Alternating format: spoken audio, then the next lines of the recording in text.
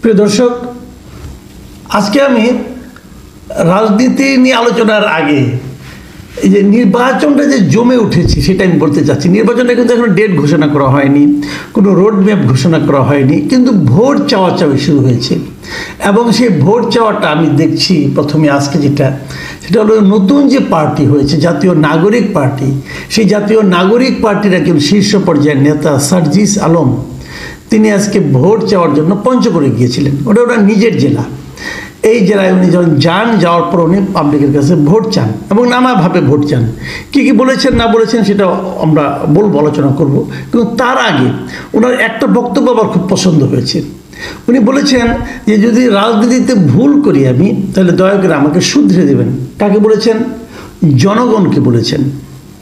এইটাই আমার আজকে আলোচনার বিষয়, যে উনি কিছু ভুল করেছেন বলে আমার কাছে মনে হয়েছে। তো আমি শুদ্ধে উনি যাবেন কিনা আমি জানি না, বাট আমি ওনাকে ভুলগুলি বলতে চাই যে এই ভুলটা আপনি না করলেও পারতেন। যেমন ধরুন, উনি ওখানে গিয়েছেন কিভাবে? ঢাকা থেকে সৈয়দপুর পর্যন্ত প্রথমে বিমানে গিয়েছেন। নিশ্চয়ই আগেও যেতেন, নিয়মিতই মনে হয় যেতেন। আমার ধারণা উনি বাড়িতে বিমানে করেই যেতেন ঢাকা থেকে। তো ঢাকা থেকে বিমানে করে সৈয়দপুর নেমেছেন। নেমে তার জন্য ওখানে একটা বিশাল গাড়িবহর অপেক্ষা করছিল।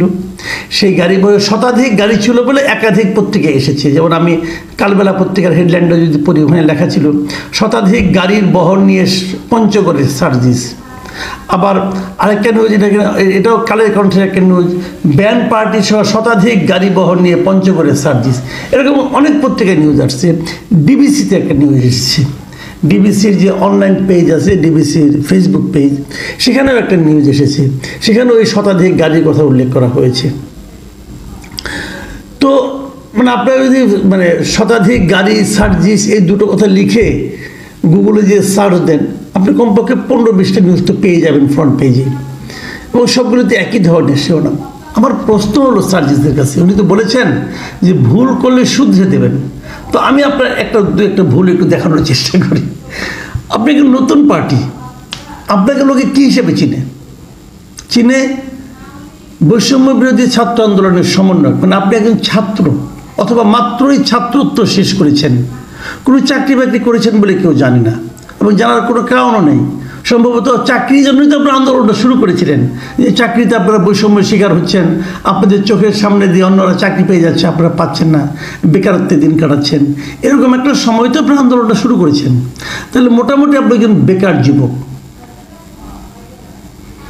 আপনি বিমানে করে সৈয়দপুর আপনার যাওয়ার দরকারটা কি ভাই? টাকা হয়ে গেছে হয়তো, বা আমি জানি না, টাকা হয়তো হয়েই গেছে, কীভাবে হয় আল্লাহ জানে। টাকা তো আর আসমানি উপায়ে আসে না। আসমানি উপায়ে জ্ঞান আসতে পারে, টাকা আসে না ভাই। যাক, বিভিন্ন প্রক্রিয়া টাকা হয়ে গেছে।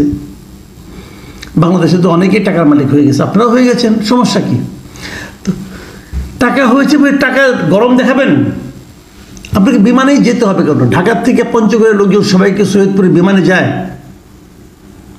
আচ্ছা, আপনি বিমানে গিয়েছেন, আপনার যানজট সহ্য হয় না, এখন আরামের শরীর নাও হতে পারে, সমস্যা নাই কোনো। সেখান থেকে আপনি শতাধিক গাড়ি বহর নিয়ে পঞ্চগড়ে যাওয়ার দরকারটা কি? কেন এই গাড়ি বহরকে আপনি এন্টারটেইন করলেন? এই গাড়িগুলোর টাকা আসলো কোত্থেকে? আপনি হয়তো বলতে পারেন, আমি তো এগুলো গাড়ি একটাও ব্যবস্থা করিনি, লোকজনে দিয়েছে, লোকজন আমাকে ভালোবেসে গাড়ি নিয়ে এসেছে। ভালোবেসে সব বাংলাদেশে ভাই এই পলিটিক্যাল লিডারদের জন্য ভালোবেসে কত লোক আসে, এটাও তো আমিও বাংলাদেশেই বাস করি, জানি। এবং সেই ভালোবাসার যোগানটা, ফুয়েলটা যে আগে থেকে দিয়ে রাখতে হয় সেটাও জানি। কর্মীরা যত টাকা খরচ হয় তার চেয়ে কয়েক গুণ টাকা যে নিয়ে নেয় নেতার কাছ থেকে, সেটাও জানি। এখন তারাই ফিট করে দেয়, নেতারাই বলে। নেতারা যদি বলে তোমরা গাড়ি নিয়ে এসো না, তাহলে কেউ আসতো না। আপনি আনিয়েছেন গাড়িগুলো, ভুল করেছেন ভাই। আপনি আপনার এলাকায় গাড়ি বহর নিয়ে যেতে হবে, এটা কোন মানসিকতা? আপনি এলাকায় যাচ্ছেন, মাথায় রাখবেন একটা জিনিস মিস্টার সার্জিস আলম, আপনি কিন্তু ওই এলাকার সন্তান।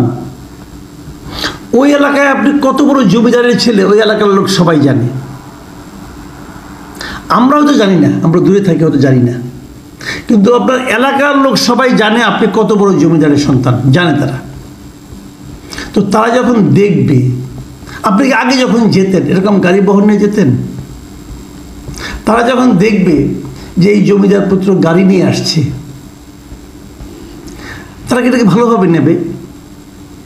কেউ কেউ কি বলবে না যে তুমি এই গাড়ির পেছনে যত টাকা খরচ করেছো, যেভাবে খরচ করেছো তো সেই টাকাটা তুমি গ্রামের এলাকার গরিব মানুষকে দাও। আমি যদিও জানি পঞ্চগড় খুব একটা ধনী এলাকা না, আপনি ওখানে দিতে পারতেন, মানুষকে হেল্প করতে পারতেন।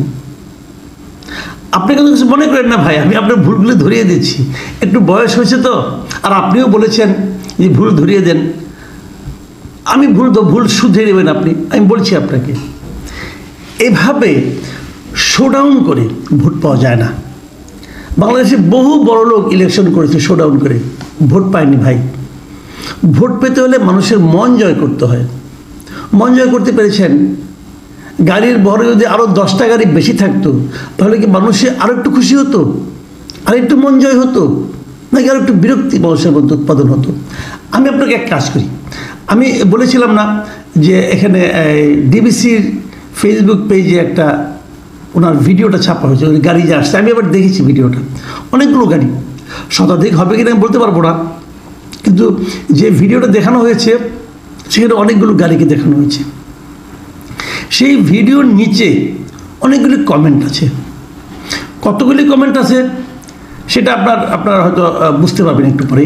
আমি আপনাদেরকে এটা বলছি, আপনারা যদি দেখবেন এখানে মোট কমেন্ট পড়েছে 15,100 এবং এই ভিডিওটা 3,800 জন শেয়ার করেছেন এবং সেখানে রিয়াকশন পড়েছে 95,000।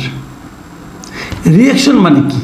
রিয়াকশন মানে কেউ লাইক করেছে, কেউ হাহা দিয়েছে এবং কেউ লাভ দিয়েছে।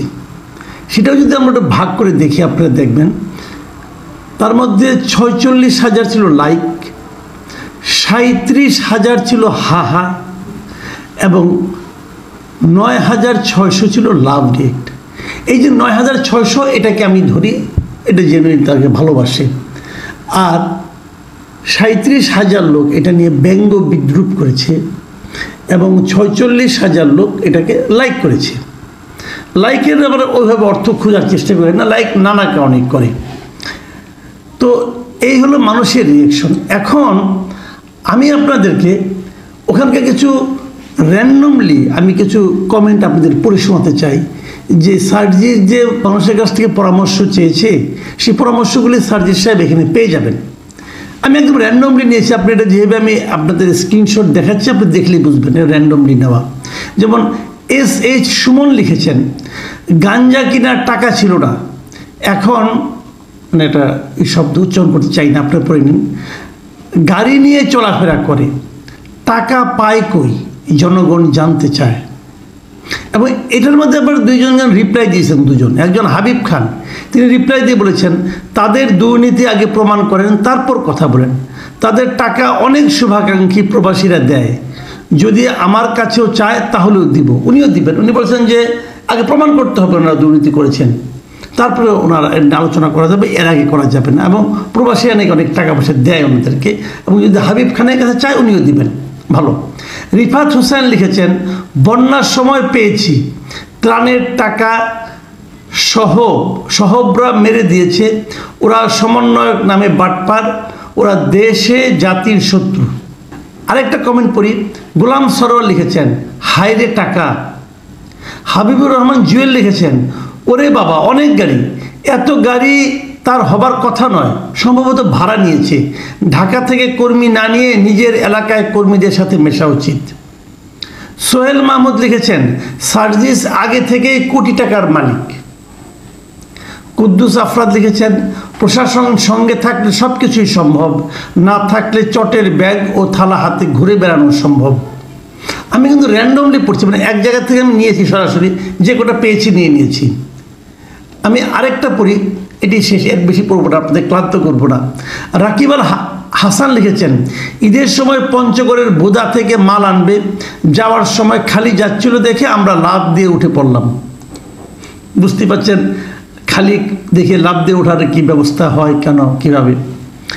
আলী আহমেদ সৌরভ লিখেছেন, জাতীয় নাগরিক পার্টিতে অতিরিক্ত নেতা হওয়ার কারণে একজন আরেকজনের সাথে সামঞ্জস্য করতে পারছে না, নেতা তো একজনই, যিনি 18 কোটি মানুষের হৃদয়ের স্পন্দন, দেশ নায়ক তারেক রহমান, যাক উনি বিএনপি লোক বোঝা যাচ্ছে। তোহারুল ইসলাম লিখেছেন ওর বাপ দাদার জমিদারি ছিল পাকিস্তানে, এটাই ওর টাকার উৎস। মিক অ্যান্ড অলিভিয়া উনি লিখেছেন এত টাকা কোথায় পায় সাধু দেশপ্রেমিক। আর বাংলার বন্ধু আওয়ামী লীগ লিখেছেন হাসনাত সার্জিস এখন ছাত্র সমন্বয়ক নয়, সে এখন বিএনপি, আওয়ামী লীগ, জামাতের মতো একটি রাজনৈতিক দলের নেতা। কাজেই ছাত্র জনতার সিম্পেথির কথা চিন্তা বাদ দেও, দেশের নিরীহ ছাত্রদের অনেক ব্যবহার করেছ, আর নয় কেউ আসবে না, আর রিয়েলিটি মাইনা নেও, game over, loud and clear. এই হলো যে কমেন্টগুলো আমরা পেয়েছি, সেই কমেন্টগুলো। এখন এই কমেন্টেই কিন্তু আমি মনে করি যে তাদের জন্য প্রচুর উপদেশ ভুল ধরিয়ে দেওয়া হয়েছে। প্রশ্ন হচ্ছে সার্জিস এবং সার্জিসের বন্ধু যারা আছেন এই পার্টি, তারা কি ভুলগুলো শুধরে নেবেন? যদি শুধরে নেন তাহলে ভালো, আর যদি শুধরে না নেন তাহলে ওনাদের জন্য কি পরিণতি অপেক্ষা করছে সেটা দেখার জন্য আমাদের আরও কিছুদিন অপেক্ষায় থাকতে হবে।